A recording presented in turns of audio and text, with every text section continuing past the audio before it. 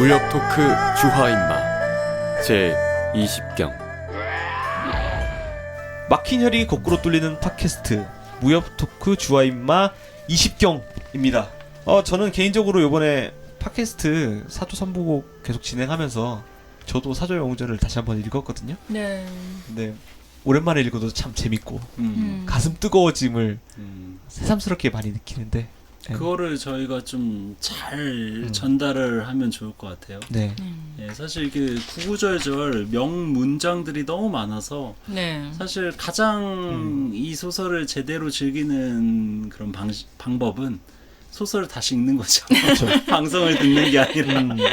그렇죠. 다시 읽으시면서 이제 같이 병행해서 네. 들으면 최고의. 네. 저도 얼마 전에 그 부분을 다시 읽었어요. 예전에 그 음악 배틀 했다 그랬잖아요. 구양봉이랑 화약사랑. 그 부분 다시 읽고 마지막이 아마 장인어른 하면서 곽정이 화약사에게 인사를 하며 끝나거든요. 그 장인어른 그 외침에서 마치 제가 장인어른을 찾아갔을 때 떨림이 다시 한번 떨림과 그 설렘이. 그래도 황약사 같은 분은 아니잖아요. 아, 되게 너무 좋으시다. 그런 분은 흔하지 않죠. 그런 장인어른은 모시기 어렵지. 아무튼 팟캐스트 들으시는 많은 대연님들께서도 그런 뜨거움을 느끼셨으면 하는 바람을 가지고 있고요. 그런 설렘과 기대를 가지고 20경 열어보도록 하겠습니다. 지난 시간에 저희 연고 주백통 단황야 얘기를 열심히 했는데 네. 뭐 빠뜨리신 부분이 예, 사실 김용 선생이 연고를 중심으로 서술한 데는 별로 없어요. 다 주백통이나 뭐 이런 단황야 1등 대사의 입을 통해서 연고가 보통 소환되거든요. 그쵸. 그래서 연고의 진짜 어떤 감정, 느낌, 연고가 어떤 고통 속에서 인생을 불행하게 살았는지에 대해서 사실 제대로 확인할 수 있는 이런 대목들은 별로 없습니다. 그쵸. 다 뭐 회상으로 김용소설의 어떤 장점이자 문제점이라고도 할 수 있겠지만 뭐 회상으로 처리하는 게 다른 사람의 입을 빌려서 서술된 걸 통해서 우리가 간접적으로 연고의 마음을 이렇게 좀 뭔가 하다 보니 추측하면 안 될까?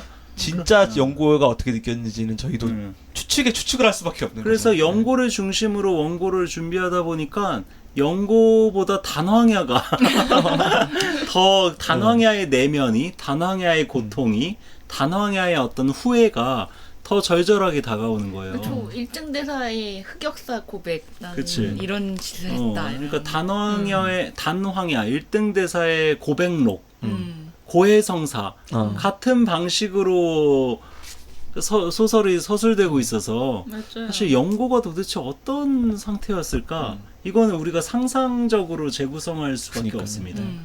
뭔가 남성에 의해 쓰여진 역사 이런 느낌이긴 한데 그냥 머리가 하얗게 샜다는 걸로 봐서는 굉장히 히스토리가 아닌 뭐 허스토리를 들어가야 되는 허스토리. 게 아닌가. 또 사랑에 대해서도 그냥 1등 대사의 사랑이 그것도 좀 삐뚤어진 사랑인 것 같아요. 그치. 뭔가 미숙하고 철없는 맞아, 사랑? 미숙하고 네. 철없다라는 말이 딱 맞는 것 같아요. 그래서 나중에는 이제 그거를 제대로 대오각성하고 네. 절절하게 후회하지 않겠습니까? 그래서 심지어 이런 얘기까지 해요. 내가 비록 물론 이제 너무 식음을 전폐하고 고민하다가 결국 황위를 장남한테 물려주고 출가하지 않습니까? 네. 근데 그래서 막 온갖 덕을 베풀고 막 이렇게 수행을 거듭해가지고 많은 사람들을 구제해주고 구해주고 평생을 그렇게 맞아요. 살았어요. 출가한 이후에는 홍칠공보다 더 뭔가 이렇게 의인의 삶을 살았지. 하지만 그러면 뭐해? 의리가. 1000명 만명을 구해준들 그 아이의 생명을 다시 되살릴 수는 없어요. 과거는 변하지 않는 거죠. 그렇죠. 네. 한 명을 내가 살릴 수 있는 한 명을 살리지 못했어요. 근데 그 이후에 수만 명을 내가 살렸다 하더라도 그게 과연 속죄가 될까? 사실 속죄가 안 된다라는 게 1등 대사의 마음이. 자기는 죽음으로 갚을 수밖에 없다는 거예요. 그래서 연고가 연고가 와서 자기를 죽여줘야만 자기의 모든 이런 은원과 후회가 끝나는 거야. 물론 사실 1등 대사가 죽는다고 해도 그 아이가 그쵸. 살아나는 건 아니죠. 네. 하지만 그러니까 이게 더 고통스러운 거예요. 네. 1등 대사가. 그래서 빨리 와서 자기를 죽여주기만을 지금 기다리는 사람이 죽여주는 1등 여자거든요. 죽여주는 여자. 네. 근데 뭐 이렇게 10여 년이 지난 겁니다. 그래서 지금 황용을 만난 시점이. 네. 그런 와중에 사실 여기에 그 천하 오저 중에 한 명인 구양봉이 또 등장하죠. 네. 구양봉이 또 이렇게 이상한 그림을 어디서 구해가지고 음. 연고를 통해서 그 단왕에게 보냈거든요. 네. 1등 대사에게. 그 그림이 뭐 무슨 이렇게 막 어떤 스님이 막 몸을 이렇게 네. 칼로 어. 몸에 살을 도려내고 있는 옆에는 매랑 비둘기가 이렇게 그려져 있고 그런 그림이거든요. 네. 되게 네. 기묘한 그림인데 네. 그 그림의 의미가 도대체 뭐냐 라면서 또 이제 황룡이 질문을 하니까 1등 대사가 그거에 대해서 이렇게 풀이를 해줘요. 그 그림의 의미에 대해서. 그래서 이 부분이 또 이렇게 옛날 동아시아 전통 문체 중에 우원이라고 있어요. 요즘으로 말하면 우화. 이소부화 같은 동물을 거죠. 이용해 가지고 이렇게 인간사의 어떤 이런 네. 여러 심오한 깨달음들을 이렇게 간접적으로 전달하는 건데 네네. 이 우화가 되게 좀 흥미진진합니다. 이거도 일종의 그 동화 같은 거니까 이사매님께서 한번 그치, 읽어보시면 일종의 동화죠. 동아시아 네. 전통 동화라고 할 수 있는 동화 작가 이사매님께서 요약을 한번 해주시면 이게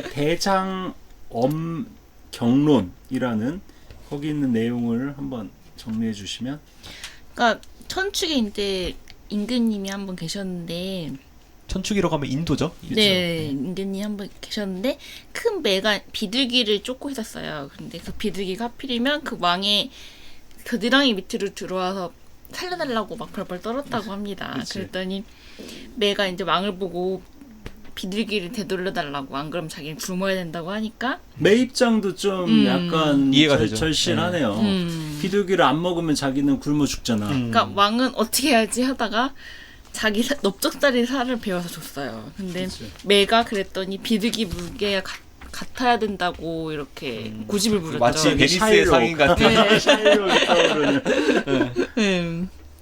그래서 계속 같아야 된다고 해서 자기 살을 계속 베는데도 여전히 비둘기 무게에 미치지 못해서. 근데 이거는 사실 좀 네. 말이 안 되거든요. 네, 이 비둘기 부분- 무게 정도야 넓적다리나 뭐 이런 살 정도만 좀 떼면 엉덩이 살이나 그러게. 조금만 떼면 그 왕이 이게 되게 맞을 소심했던 것 거죠. 같은데 소심하게 조금씩 뗐나 보다. 그러니까 더 한 근을 뗀 게 아니라 그러니까 6, 40일을 계속 쳤던 거죠. 이렇게. 그러면 비둘기 무게가 안 나오지. 네, 그래서 자기 몸을 그냥 저울에 올려달라고 했어요. 자기 몸을 저울에 올려 달면 비둘기보다 넘치잖아 무게가.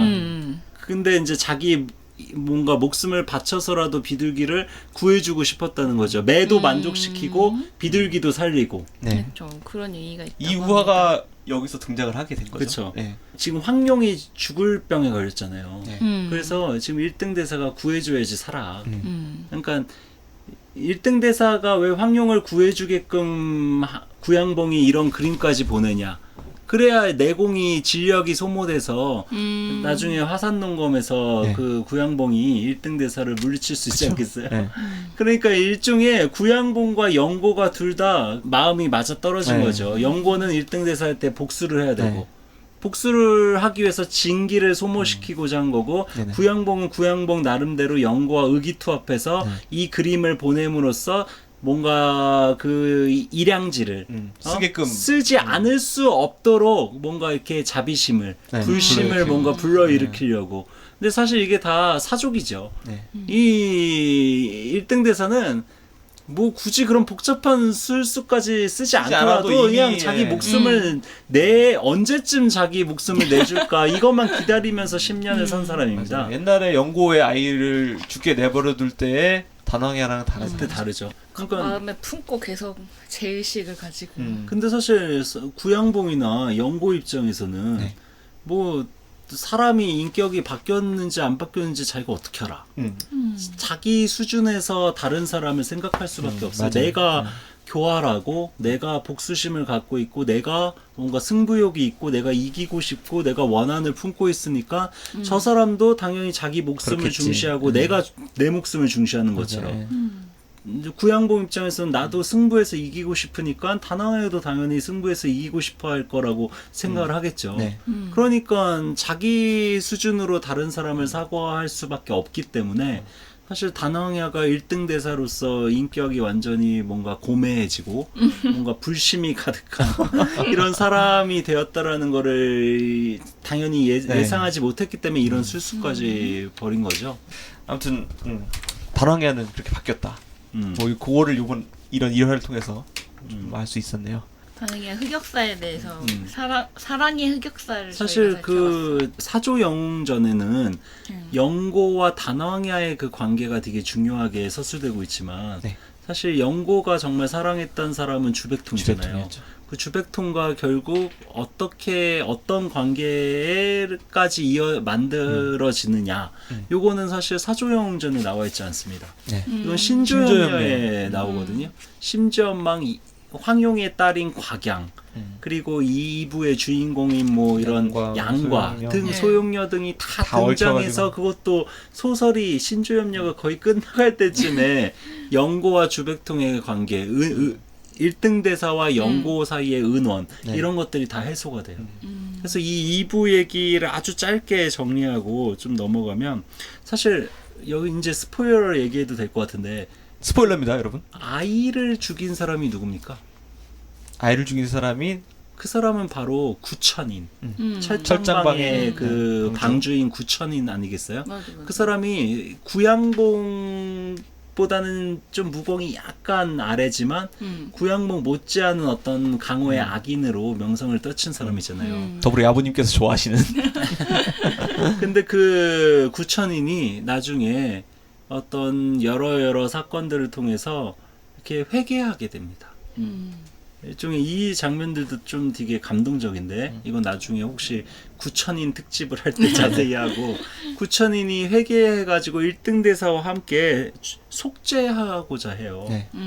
결국에는 구천인이 또 마지막에 죽어갈 때 완전히 속죄하고자 하거든요. 회개하고 그 속죄하고자 할 때 바로 영고를 만나야 속죄할 수 있지 않겠어요? 영고의 네. 아이를 자기가 죽였으니까 그때 이제 양과가 도와줘가지고 이 구천이는 속죄하게끔 되고 그 주백통과 영고가 만나게 되죠. 해우하게 됩니다. 그러면서 해피엔딩이 되는 거죠.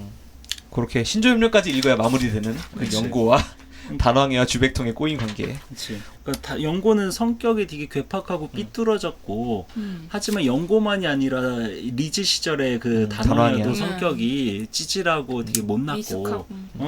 주백통은 뭐 그냥 아무 생각이 없고 아이고 음. 이런 어떤 세 명 사이에 미숙한 사람 세 명 사이에 벌어진 이 사랑 이야기니 되게 뭐 감동이나 로맨틱이나 낭만 이런 건 없습니다. 네. 그냥 아이가 죽은 것에 대한 슬프고 슬픔과 찌질하고 찌질함과 뭐 어떤 이런 그것도 몇십 년이 넘어서는 어떤 이런 은원들이잖아요. 네. 그치만 오늘 더 찌질한 인물을 다룰 거죠. 저희 더 찌질한 인물.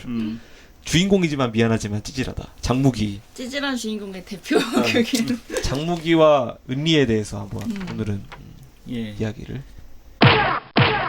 은리와 장무기 뭐 댓글을 통해서 대원님들께서 이야기해 주시기도 했고 은리 기억하시나요? 이사매님? 성이 은이고 이름이 네. 성은 리죠. 은이고 리. 되게 리. 뭔가 불쌍했던 느낌으로 기억해요. 그러니까 장무기의 여자들 중에 가장 좀 비중이 낮은, 가장 매력도가 떨어지는. 등장 그 분량도 조금 적어요. 그리고 알고 보니 좀 가족이었다. 뭐 이런 전개도 있고. 그렇죠.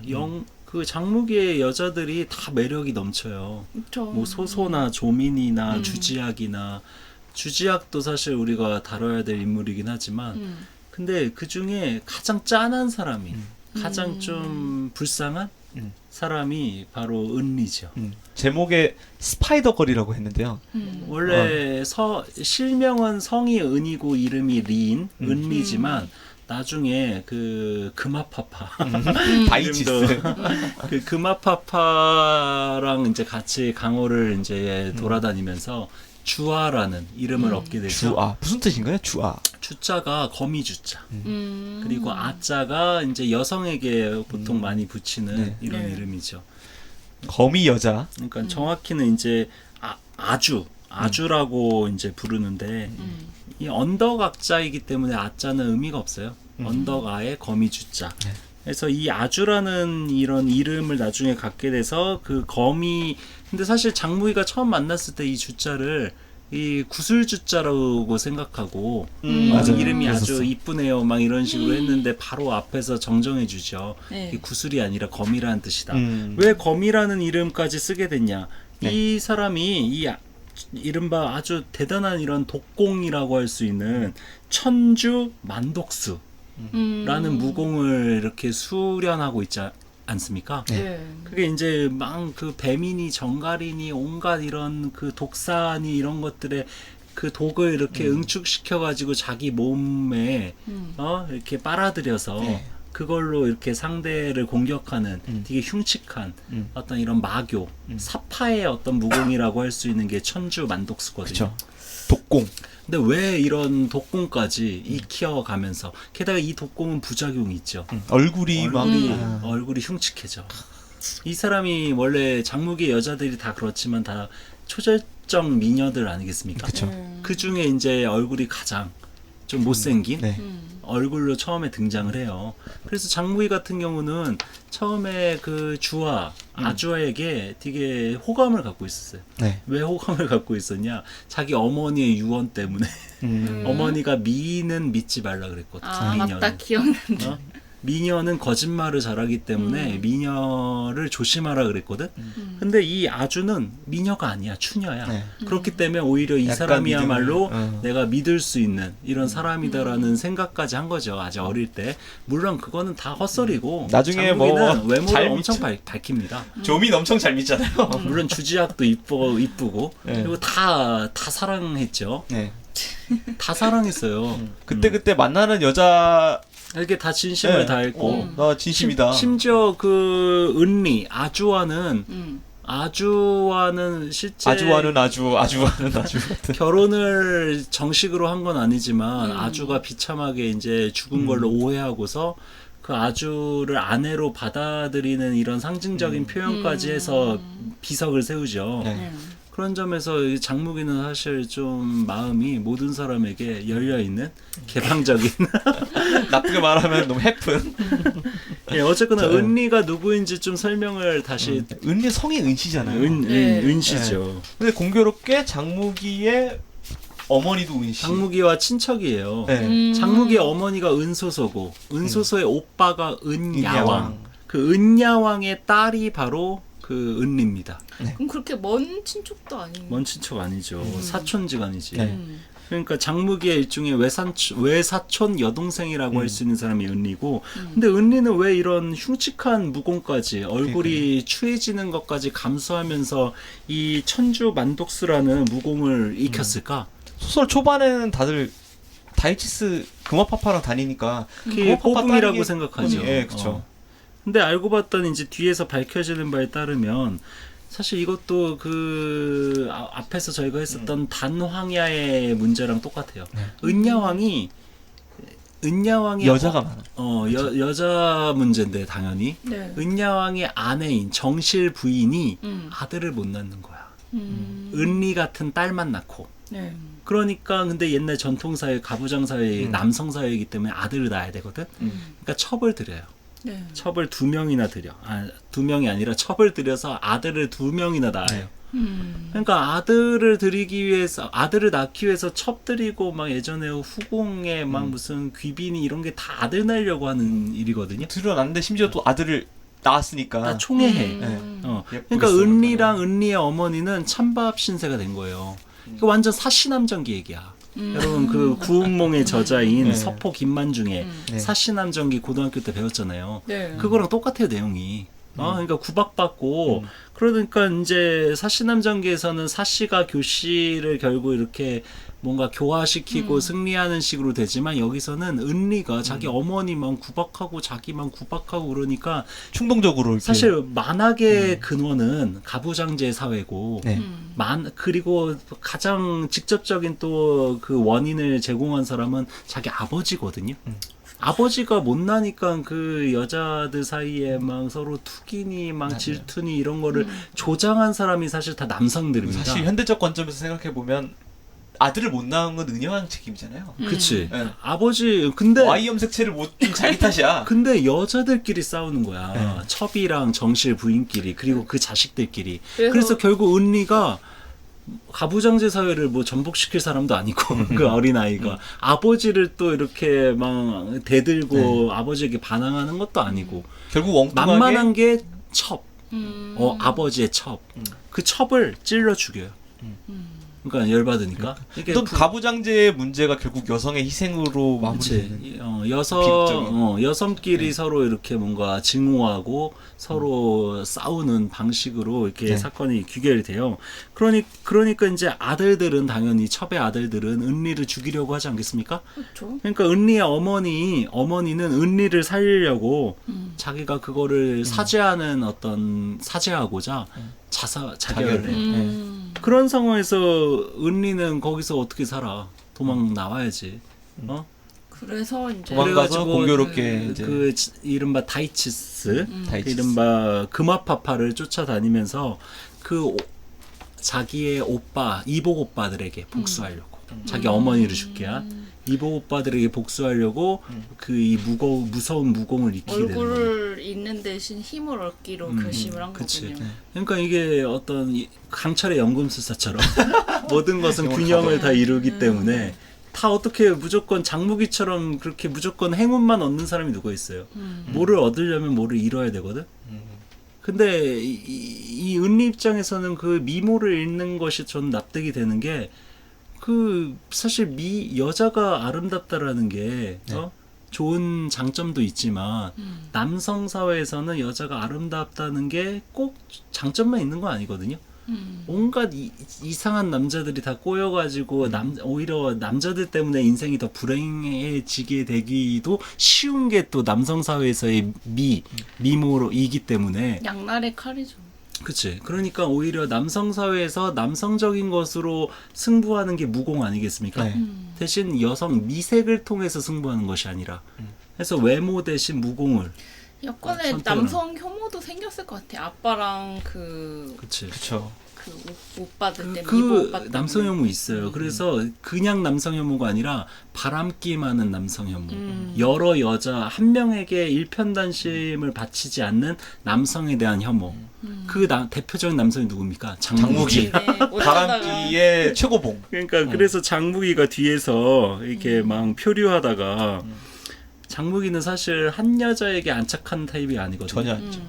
그래서 막 장무기가 이런 꿈을 꾸고 있었어요. 한 번은 배 타고 가다가 기억나 그 웃기는 되게 꿈. 완전 웃긴 조민이랑 주지학이랑 은리랑 그 아소랑 다 같이 사이좋게 지내. 다 아내로 맞아들여서 서로 투기하지 않고 자기가 그 뭔가 가부장으로서 그 미인들을 다 품에 안고 뭔가 행복하게 사는 일종의 하렘이죠. 네. 그런 꿈을 꾸고 있다가 그 은리가 막 이렇게 한 여자로 만족하지 않고 막 이 여자 저 여자 아내로 받아들여서 비극을 야기한 그 아버지 은양을 막 욕하니까 네. 갑자기 정신 차리죠. 막 부끄럽고 막 아차. 죄의식 느끼고 막 그러거든요. 네. 그러니까 이런 식으로 이렇게 장무기의 마음을 만약에 장무기의 욕망 네. 모든 여자를 품고 싶다는 그 욕망을 은리가 알았다면 아마 장무기를 좋아하지 않았겠지. 그쵸. 심지어 그 은리는 장무기의 본명도 모르잖아요. 계속 모르죠. 모르는 상태가. 증아우를 네. 좋아했지. 사실 은리가 장무기를 사랑하게 된 것도 되게 좀 우리가 이해할 수 없는 좀 이해 불가한 면이 있어요. 좀 갑작스럽게. 어렸을 때 그 막 장무기가 아프고 병약할 때 그 호접곡에서 뭔가 의수를 익히고 있지 않았습니까? 네. 그때 누구냐 금화파파랑 같이 찾아오죠. 네. 그 은리 아주 데리고 와가지고 막 이렇게 온갖 소란을 일으켜요. 거기서 다른 사건으로. 네. 그때 장무기보다 은리가 당연히 무공이 위에였거든요. 장무기는 심지어 그때 아픈 몸이었고. 같이 언제 죽을지 모르는 이런 상황이었죠. 네. 그때 장무기가 은리의 손등을 깨물어요. 자기가 힘이 약해서 손등 깨무는 정도밖에 네. 안 돼. 그러니까 이제 그래도 힘 주어서 깨물었으니까 은리는 아프지 않겠습니까? 그럼 아프면 그 고통스럽고 막 피가 줄줄 흐르고 막 눈물이 날 정도로 아팠어요, 은리는. 그러면 그럼 미워해야지 상대가 나에게 고통을 줬는데. 네. 근데 그 이후로 그 남자아이를 마음속에서 잊지 못해. 이것도 나는 이해가 안 되는. 좀 그건 나도 좀 이해가 안 되긴 했어. 마조이스트야? 피학 성향이 있나? 신경이 쓰이는 그런 걸까요? 그러니까 어린 시절 이제 동년배 이성에 대한 어떤 네. 이런 매우 이해할 수 없는 어떤 감정 이런 것들이 있죠. 서로 막 이렇게 욕하고 때리면서도 맞아요. 근데 이게 사실 아무튼 이 사건 이후로 이렇게 평생 그 아이를 마음속에 품고 근데 있어요. 생각해 보면은 제가 어렸을 때 초등학교 때 많은 세월이 흘러서 고백하는데 좀 괴롭혔던 여자애가 있었거든요. 근데 좀 한동안 좀 마음이 좀 그랬죠. 나중에 중학교 고등학교 될 때 좀 그 친구 좀 미안한데 좀 사과하고 싶다. 그거는 이제 가해한 경우에 이제 마음이 생긴 거고 이 네. 경우에는 피해를 자기가 당한 건데 네. 그 자기에게 가해한 사람에게 마음이 생긴 거야. 그래서 이거는 사실 여성분으로서 이해를 못한다면 사매님이 이거는 일종의 어떤 이런 김용 선생이 소설에? 남성이기 네. 때문에 벌어진 오류. 일이 아닐까? 뭐 그 무슨 실제로 이게 가능합니까? 우스갯소리로 나오는 것처럼 막 무슨 재벌 아들이 누가 자기 때리면 나를 이렇게 때린 건 네가 처음이야 이러면서 바란다는 널 그런 갖고 말겠어. 그런 필요 없어. 얘기처럼 이거는 조금 이해가 안 되긴 해요. 그래서 얘가 그래서 구체적으로 그 감정 왜 이렇게 장무기에게 자기에게 고통을 준 장무기에게 사랑의 감정을 느끼게 됐는지에 대한 자세한 설명 전혀 없습니다. 소설에. 김호선이 은니에 대해서 아주 깊이 묘사는 안 한 것 은니의 같아요. 감정을 막 아주 공들여서 섬세하게 묘사한 건 전혀 아니고 그래서 아무튼 이 뒤에 또 만나게 되죠. 호적곡에서 만날 때의 은리는 장무기로 알고 있는 상태였었죠. 호적곡에서 네. 그때는 장무기 그때는 장무기인 걸 알고 있었는데 어. 그 뒤에 증아우를 만나지. 증아우로 만나게 되죠. 증아우로 만나고 구양신궁을 익힌 직후에 음. 장무기를 만나게 되는 거죠. 증아우로서. 예. 그러니까 구양신궁을 익혔지만 그 절벽에서 떨어지면서 다리가 부러지고 네. 거동이 불편한 상태에서 그 은리를 만나게 되죠. 네. 다시 제외를 하는데 그때는 이제 자기 본명을 장무기가 숨깁니다. 네. 왜냐면 자기 본명을 얘기하는 순간 다들 사손 어디냐 막 이렇게 딸같이 달려드니까 그래가지고 자기를 숨기고 증아우라는 네. 이른바 송아지라는 뜻인데 네. 뭐 이런 이름을 써서 다른 사람들의 의심을 좀 숨기려고 하죠. 그런 와중에 증아우로 알고 이제 시간이 좀 지났기 때문에 얼굴이 많이 변했거든. 좀 어릴 때 만났으니까. 그런 와중에도 이제 은리는 계속 옛날 장무기 얘기를 해요. 네. 자기가 사랑하는 어떤 남자에 대해서. 네. 그게 이제 나중에 또 밝혀지고 여차여차 해가지고 마지막에 가서 이제 증아우가 장무기고 장무기가 증아우고 이 사람이 그 내가 어렸을 때 반했던 그 사람이라는 거를 나중에 거의 죽기 직전에 죽기 직전에 알죠. 알게 되지만 뭐 어쩌겠어요. 이미 장무기는 그 조민에게 마음이 간 상태고 그런 여러 가지 그 게다가 또 중간에 죽을 뻔한 적도 있었잖아요. 그때 주지학이 손을 써서 주지학이 또 아주를 죽이려고 그랬거든요. 주지학도 중간에 성격 꼬여가지고 진짜 이상해지거든 사람. 그러다가 나중에 막판에 이제 또 좀 괜찮아지지만 그때 이제 재미난 거는 그때 주지학이 아주를 죽이는 방식도 재밌었어요. 그게 영사도죠. 저희가 영사도로 영사도. 점프를 해봐야겠네요. 영사도에서 주지학이랑 장무기가 일시적으로 좀 결혼 생활 비슷한 걸 하게 되죠. 그렇죠. 네. 그때 얘긴데 그때 이제 여러 가지 이제 문제들이 벌어지면서 주지학에게 이제 은리가 습격을 당해가지고 그 얼굴에 칼이 그어진 상태로 네. 바다에 버려집니다. 네. 그래서 이제 결국 해변에서 이제 다시 찾아가지고 장무기가 진맥을 하니까 의사죠 또 이미 장무기는 죽은 상태야.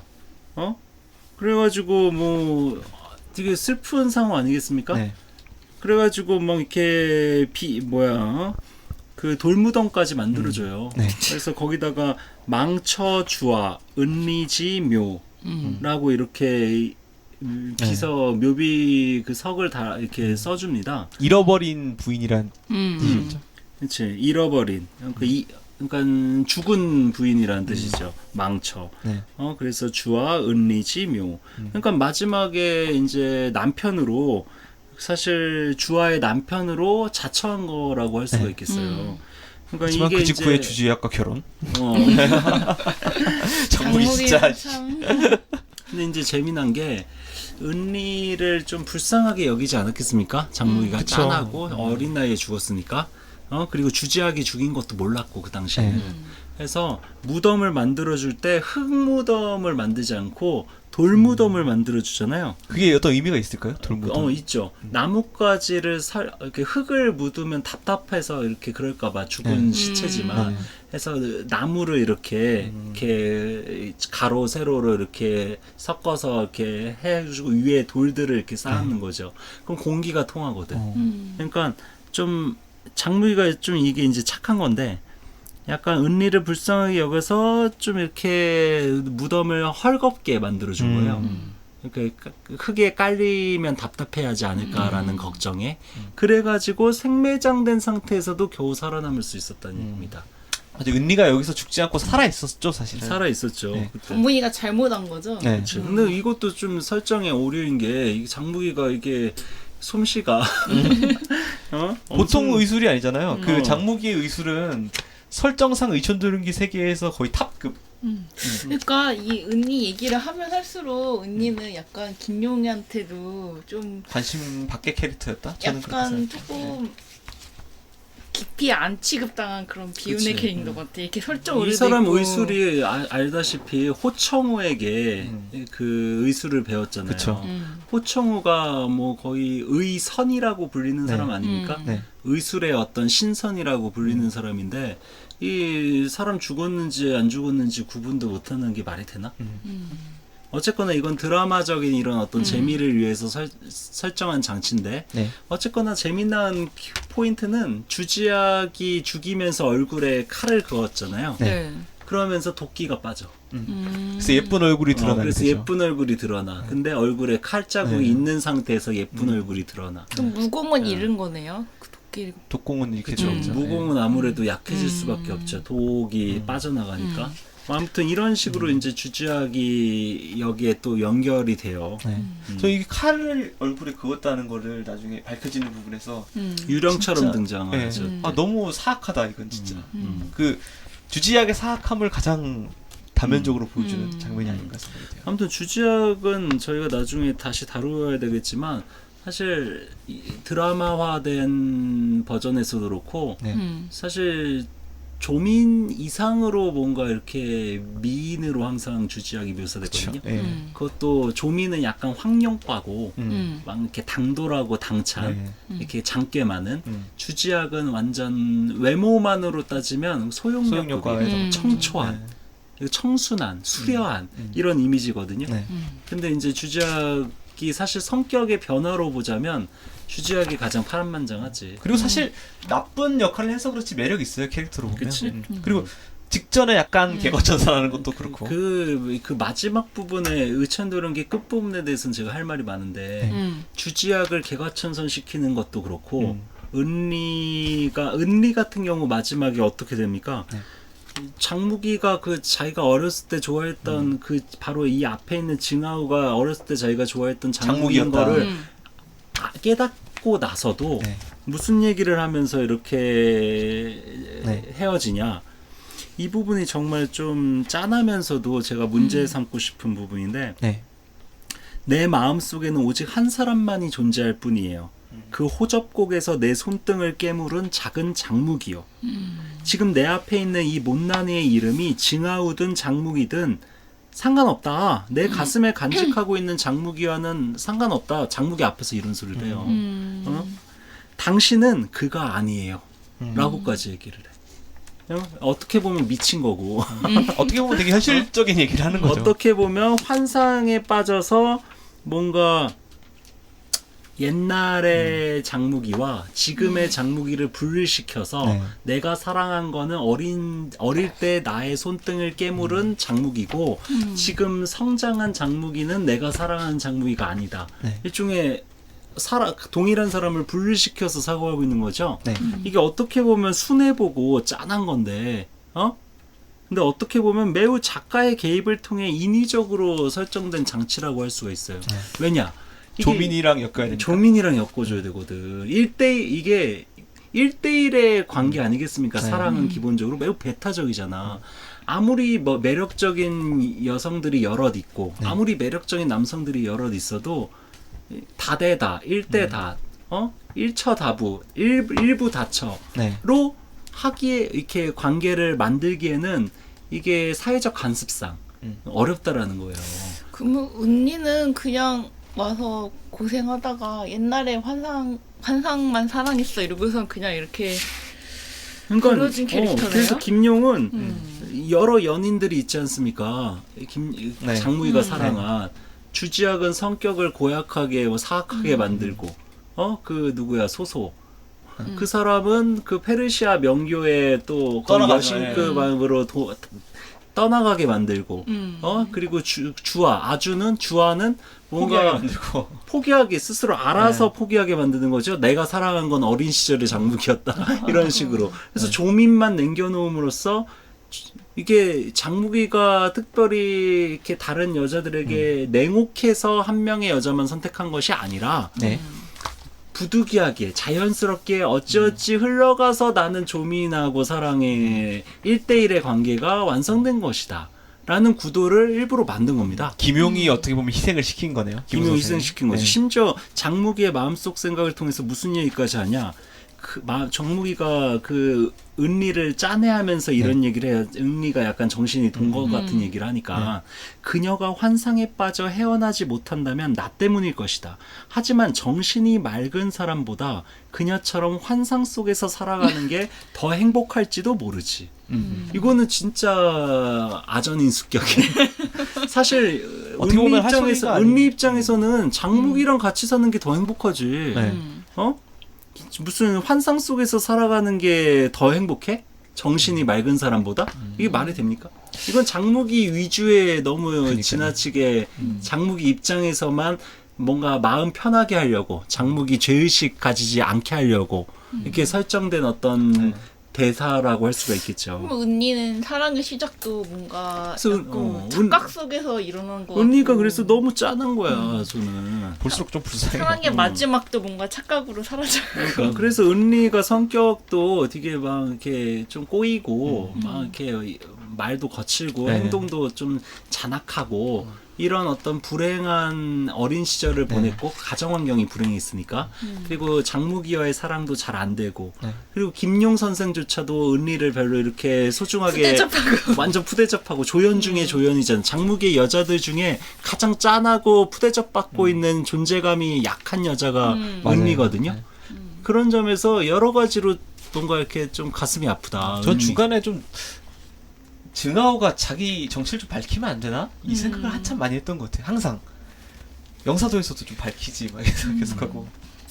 아무튼 그래서 제가 한 가지 더 말씀드리고 싶으면 사실 일부의 곽정과 황용의 관계 이거는 의심할 수 없는 어떤 이런 1대1의 아름다운 로맨틱한 관계거든요. 네. 물론 중간에 화쟁이 끼고 구양극 끼고. 네. 근데 걔네는 대등하게 뭔가 갈등할 만한 존재들이 아니잖아요. 황룡과 곽정 서로에게 있어서. 맞아요. 2부의 그 주인공인 그 소영녀와 양과의 사이에 누가 끼어들 수가 있겠어요? 곽부가 끼어들 수 있겠어요? 감히 어디 감히 아니면 뭐 윤지평? 윤지평 정도? 그 뭐 이렇게 윤지평은 일종의 뭐 이렇게 아주 나쁜 뭐라. 근데 윤지평도 그렇고 아무튼 둘 사람의 관계는 1부, 2부의 주인공의 어떤 남녀 주인공의 관계는 너무나 완벽하고 누구도 끼어들 수 없는 1대1의 아주 로맨틱한 배타적 관계예요. 2부가 좀 더 절절해지기는 하지만 근데 3부에서의 장무기는 여러 여자들을 다 고루고루 사랑하고 계속 갈등하고 우유부단하게 우왕좌왕하다가 결국에는 이제 인위적인 김용 선생의 장치 설정을 이용해서 조민이랑 연결이 되게 하는 구도로 이렇게 타협을 하는 거죠. 네. 그러니까 대중의 어떤 사회적 관습상 한 명하고만 연을 맺게 해줘야 되니까. 네. 하지만 그 이천도령기의 장무기는 기본적으로 어떤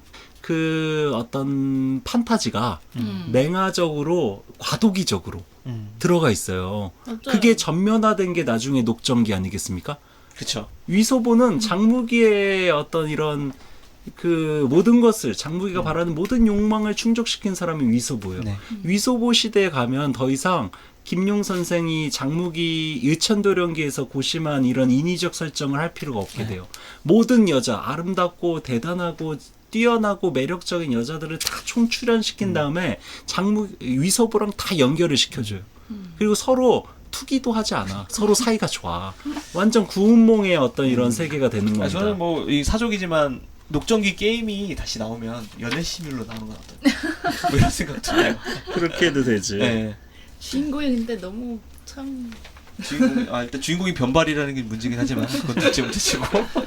그래서 여기 앞에 우리가 했었던 영고나 이 은리의 어떤 불행은 사실 우리가 이거를 연결시켜서 한번 정리해 따져보면 어떤 개인의 어떤 예외적인 어떤 어쩔 수 없는 뭐 이런 우연한 불행이라기보다는 네. 좀 이런 구조적인 요인이 있다라는 생각이 들어요. 네. 왜냐면 영고 같은 경우는 이른바 다낭야의 후궁으로서 그 이른바 일부 다처제 사회라는 그 제도 안에서 뭔가 모든 고통이 처음에 시작된 거 아니겠습니까? 그렇죠. 마찬가지로 은리도 은야왕 자기 아버지의 어떤 이런 처첩제도 그리고 아들을 낳아야 된다는 어떤 이런 가부장적인 이런 남성 사회가 기본적인 원인이었다. 네. 그러니까 여성의 어떤 비극과 불행의 원인이 사실 어떤 특정한 한 명의 이상한 남자 때문이라기보다는 구조적인 어떤 요인을 갖고 있었다는 거고. 그 시스템을 바꾸지 못했다는 게. 그리고 은리가 사랑한 장무기조차도 은야왕이나 단왕야처럼 일부 다처제로 살고 싶은 사람이에요. 그렇죠. 근데 다만 이 시대는 그렇게 살아도 됐잖아, 사실 옛날이니까. 근데 주인공이기 때문에 그것도 근대에 쓰여진 현대에 쓰여진 소설의 주인공이기 때문에 독자들은 현대 우리 같은 독자들이기 때문에 누구 한 명과 이어지길 바라는 우리가 거죠. 납득할 수 있는 방식으로 러브라인을 만들어줘야 되거든. 그러니까 일종의 20세기의 일부 1처제 사회의 어떤 이런 대중의 네. 상식, 관습과 일정하게 타협하면서 주인공들을 그렇게 만든 거죠.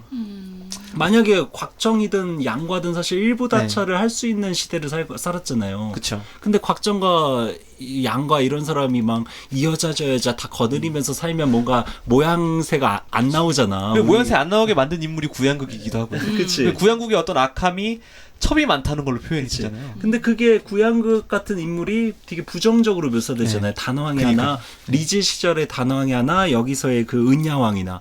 근데 그게 나중에 녹정기 시대에 가면 파괴가 됩니다. 그게 이제 전복이 되고 전도가 돼서 오히려 여러 여자들을 동시에 사랑한다고 해서 부정적으로 묘사되지 않죠. 그러니까 이게 김용 소설의 어떤 전체적인 흐름 중에 장무기가 한 장면, 어떤 과도기다. 과도기다. 과도기의 희생양이 은리다. 곽정 양과에서 그 위소보로 넘어가는 중간 고리가 바로 중요한 핵심 고리가 장무기다. 네. 아무튼 김용 선생이 매번 의천도룡기를 수정할 때마다 네. 주지혁과 조민중 누구를 다시 이어줄까 고민한다고 들었는데 사실 소설을 사랑했잖아요, 김용 선생은. 그쵸. 근데 소설을 사랑했지만 소설랑 이렇게 그러니까 개인적으로 자기가 창조한 인물 중에 가장 사랑한 여자가 소소였다고 하죠. 네. 아무튼 거기도 끼지 못한 은리에게 다시 한번 헌정을 하면서 네. 이번 팟캐스트를 마치면 어떨지 생각합니다. 은리 헌정 방송 그리고 영고 헌정 방송으로 주목을 잘 받지 못했던 여성들의 네네. 아주 뭐 재밌는 주제로 재밌게 이야기를 해본 것 같아요. 다음 시간에도 저희 사랑에 대해서 계속 이야기를 하죠. 네, 다음 시간에는 오늘 나왔던 미리 예고를 드리면 오늘 등장한 그 은리의 그 어떤 멘토이자 은리에게 무공을 가르쳐준 사부라고도 할 수 있는 그 금화파파. 네. 금화파파도 사람 진짜 꼬였거든. 네. 이상하고. 네. 그 금화파파와 함께 그리고 그 호접곡의 그 호청우 장무에게 의수를 가르쳐준 그 호청우의 네. 아내 네. 완전 비중이 너무 낮아서 아마 기억이 다 안 나실 텐데 왕난고라는 인물 저도 오랜만에 그 사람 들었네요. 성격 진짜 이상합니다. 네. 여기 등장한 모든 이런 괴팍한 성격들 중에 가장 진짜 이상한 사람이 왕난고라는 여자예요. 네. 그 호청우의 아내 네. 그 왕난고까지 다음 시간에 한 번에 다뤄보도록 하겠습니다. 저도 기억이 잘 안 나는데 네. 기대가 되네요. 다음 시간에 어떤 얘기가 펼쳐질지. 네, 그래서 뭐 재밌게 얘기를 나눠봤고요. 역사적인 20경을 마치도록 하겠습니다. 예. 네. 수고하셨습니다, 여러분. 감사합니다. 네, 수고하셨습니다. 감사합니다. 감사합니다. 존명. 본 방송은 인문예술 공유지 물레단, 전산실의 청개구리, 그리고 북극곰 사운드 및 많은 동료 뮤지션들의 도움으로 제작되었습니다.